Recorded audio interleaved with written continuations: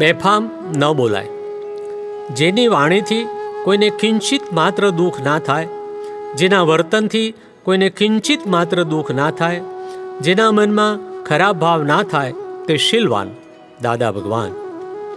જ્ઞાની પુરુષ દાદા ભગવાનને એક મહાત્મા કહે છે, દાદા આપ મને નિર્ભય બનવાનું કહો છો, પણ મારી આ અત્યારની વર્તણૂક જોઈને મને એવો વિચાર ના થવો જોઈએ કે આ મેં કેવો માલ ભર્યો છે.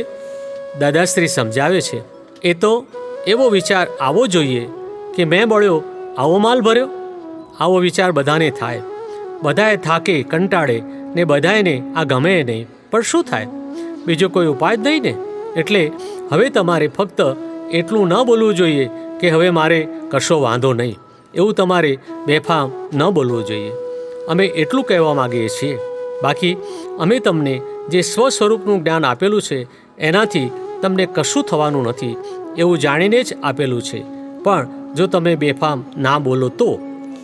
તે મહાત્મા પ્રશ્ન કરે છે, પણ દાદા અમને આપણું આ જ્ઞાન થયું, બધું થયું, હવે હું એમ કહું કે મને વકીલાત ગમે તે કામકાજ કરવાનો કોઈ વાંધો નથી, તો પછી? દાદાશ્રી કહે છે, ના, એવું ના બોલાય. તમે વકીલાત કરો, જેટલો વખત કરવી હોય એટલી વખત કરો, પણ આ વાંધો નથી એમ બોલ્યા એ પેલા કુદરતના કાયદાને તોડે છે. માટે જોખમ ના ઊભું કરો. આ જોખમ ઊભું કરવું એ તો રેલવેના બે પાટા વચ્ચેની ફિશ પ્લેટ કાઢી નાખવી એના જેવું છે. એ ગાડી પછી પાટા પરથી ઉતરી પડશે, ગાડી ડિરેલ થઈ જશે. માટે એવું બોલાય નહીં. શા માટે બોલવાનું? અમે એટલા માટે તો કહ્યું છે ને કે બેફામપણે બોલશો નહીં કે મને કંઈ જ નડવાનું નથી. હવે એવું બોલશો નહીં, કારણ કે લોકો કોકને આ દેખાડવા માટે પાવરમાં બોલે છે કે હવે દાદા અમારે માથે છે એટલે અમને કંઈ ના થાય. તો એ પાવર અભિમાન તમને નડશે, માટે આવું ના બોલાય.